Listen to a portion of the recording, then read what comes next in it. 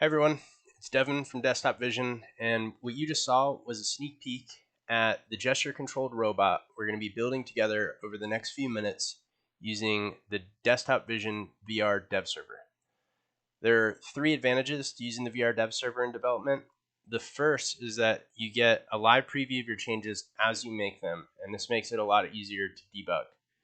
The second is that we can jump straight to the interesting stuff because we've abstracted away a lot of the complexity of just setting up a WebXR scene.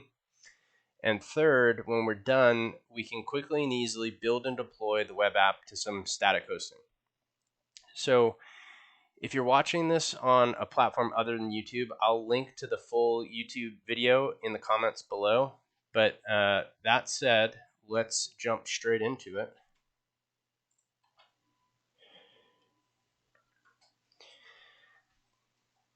So here I am on the Desktop Vision VR Dev Server's GitHub page, and if I scroll down a little bit, I'll find some instructions on scaffolding out our project. So I'm going to pull up a terminal window, and I'm going to cd to my desktop,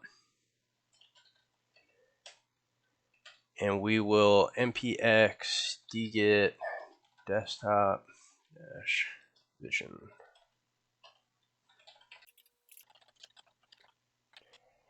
And we're going to call our project Gesture Robot.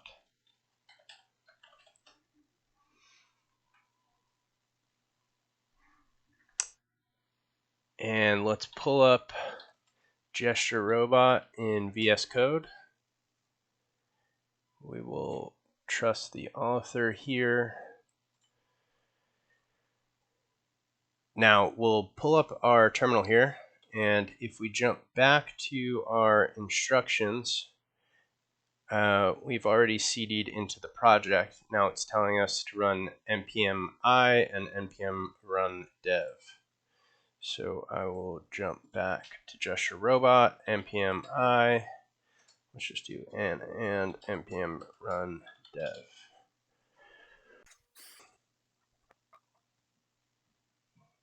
Great. So everything went according to plan there. If we scroll up a little bit, we can see we have something running at localhost. So let's just see what that is. Okay, and it's our basic example app is already running here with some basic controls in place. The VR mode is here. So now that we've got our basic scene set up here, let's start to make some changes before we jump into the headset and just make sure all of that is working. So we're going to use this example from the Through.js examples site, and I will pull up the source code here, and we'll be able to see that we can get this this robot from inside the repos models gltf robot expressive folder. So I'm going to slide back up to examples. We'll go models gltf robot expressive, and we're going to borrow this little guy. Save this as robot inside of gesture robot / assets. So I'll save that file,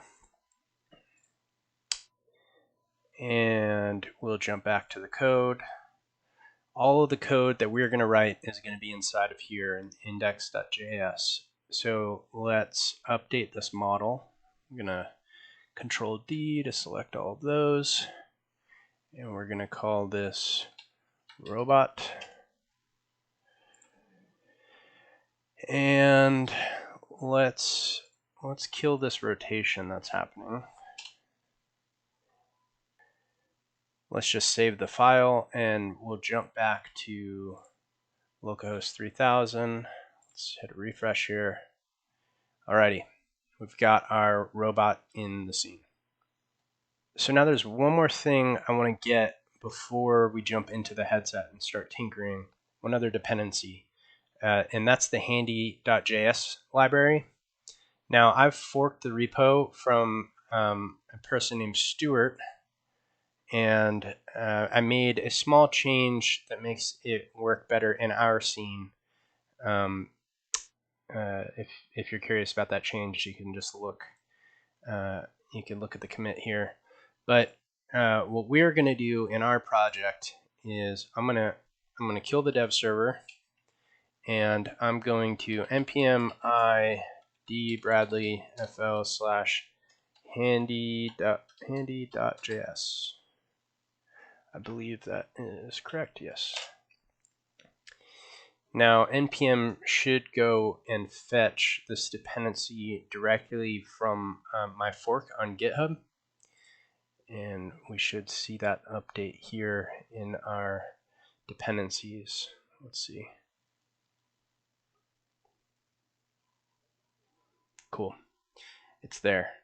So just to confirm that it's there, let's do a import of handy from handy.js, and we will console log handy. So I'll start the server back up, npm run dev, and now we'll jump back. We're already getting a warning here. Export default handy was not found in handy.js. Let's try import star as handy from handy.js.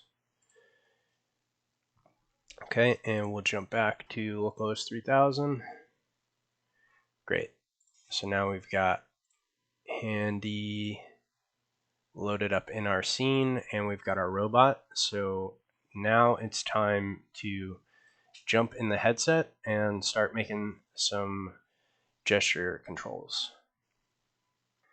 Okay, so now that we're situated in the Desktop Vision VR office, you're going to notice a little bit of flickering, and I assure you this is only happening because of the Oculus capture software. It doesn't happen if you're not recording.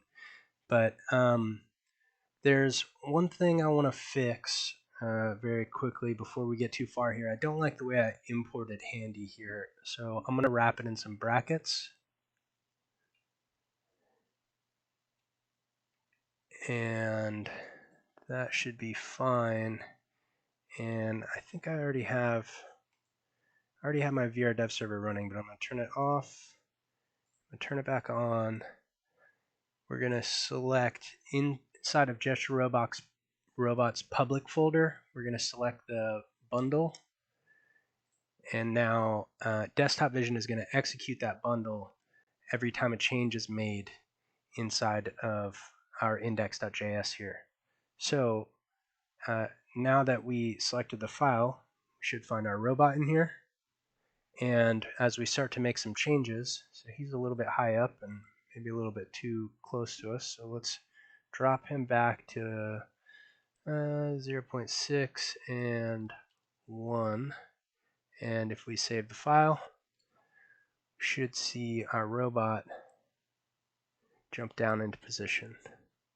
So let's make him a little bit bigger just to see another change happen live. That looks cool, and let's get him to look at the camera. So let's do m.rotate y, and we have to specify in radians, so we'll use 3.mathutils degrees to radian, and he needs negative 20 degrees towards us. We'll save the file.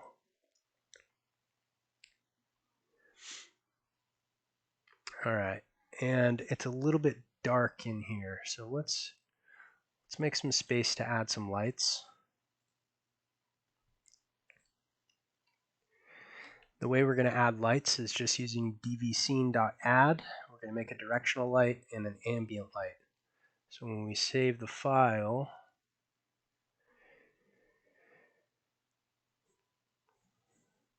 it's a little bit brighter in here.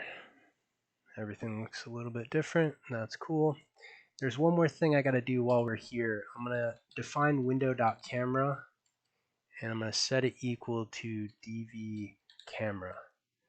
And handy.js is going to use this, so that's why I have to make sure that it's defined. We'll worry about that later. So now we want to breathe a little life into our little robot. So let's load up his animations, and I'm going to use the example code from here to grab those animations. So if we scroll down here, after the model is loaded, they create some UI for changing the animations. And they have some slick code here for doing that. But I'm going to just borrow some of this code, and we're going to paste it in. We're going to get rid of the GUI stuff here. And we're going to make sure that the model that's passed in is M. Now it looks like mixer, actions, and animations need to be defined.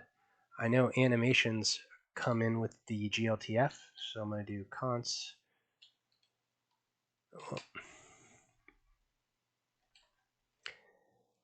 animations equal to GLTF. And let's add up here, let's add our mixer and our actions.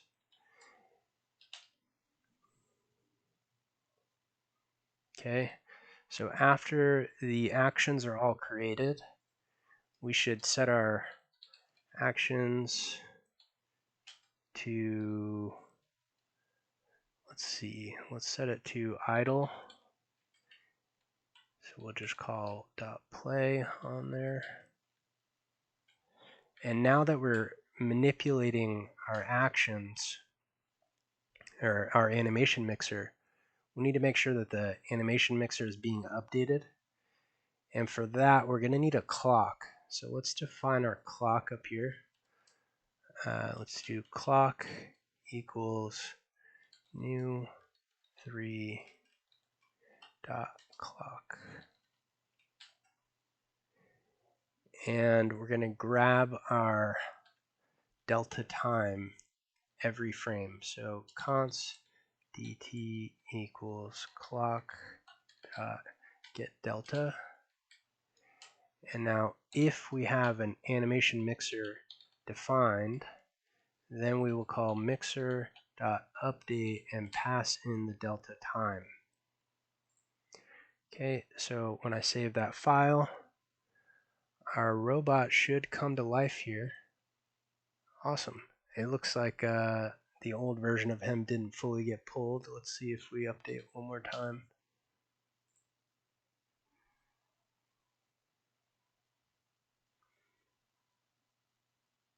Okay, we've got a little bit of a double layer thing happening, but I'm sure that'll go away in a second. Let's just go ahead and start hooking up Handy. So if we jump back to the documentation for Handy, we will find here that all we have to do to set it up is basically copy these couple lines of code in. So first we need to make our hands handy, and then we need to call handy.update. So I'm going to go back to gesture robot. We will paste in our hand creation.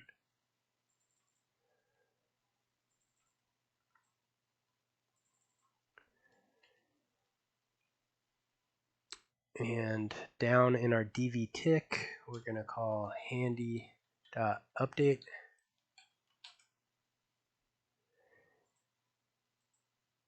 And I'm going to go ahead and let this error, and then I'll show you how we debug errors. But I'm going to save that little bit of code, and I'd imagine our robot will still show up, but there is something wrong with him. I don't think Handy is going to work, and here's why. If we go to our DevTools and we inspect the window that we're currently inside of, we're going to see render is not defined. And then we're going to realize we never defined that, so I will jump back to gesture robot, and instead of using render, we'll use dv render, which is defined by the Desktop Vision VR dev server. And if we save that and look at the console again when that code comes in, okay, we got a new error. Hand 0 is not defined. So let's do const hand 0 and const hand 1. Pull up our console again as that code comes through.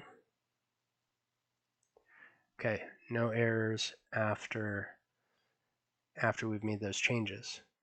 So now let's jump back to the documentation of how to interact with Handy.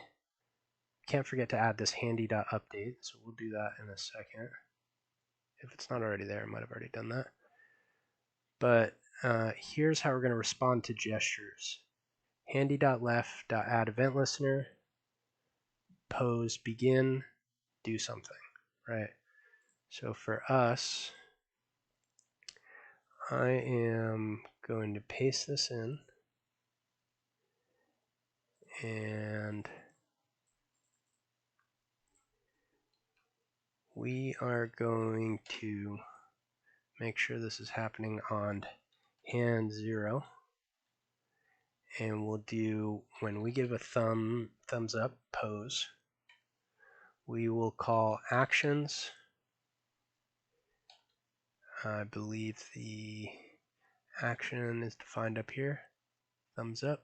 Let's just copy that.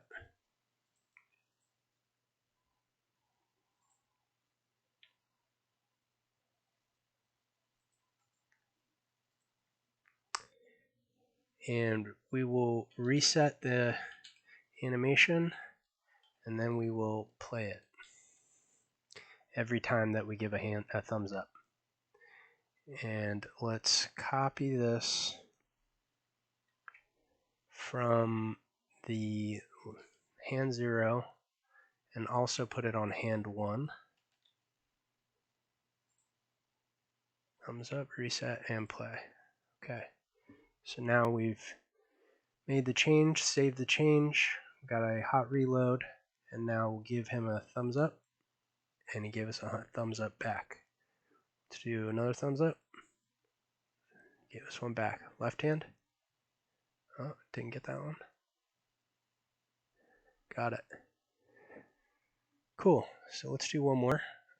We're just going to copy all this code.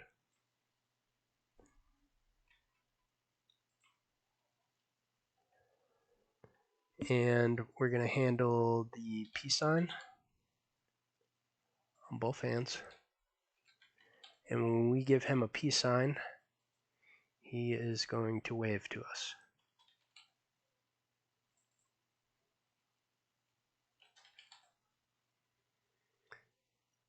I will save the change. We'll wait for him to refresh. Now let's see, still responding to a thumbs up. Peace, robot. So that's it. That's how you build a gesture-controlled robot in Desktop Vision's VR dev server.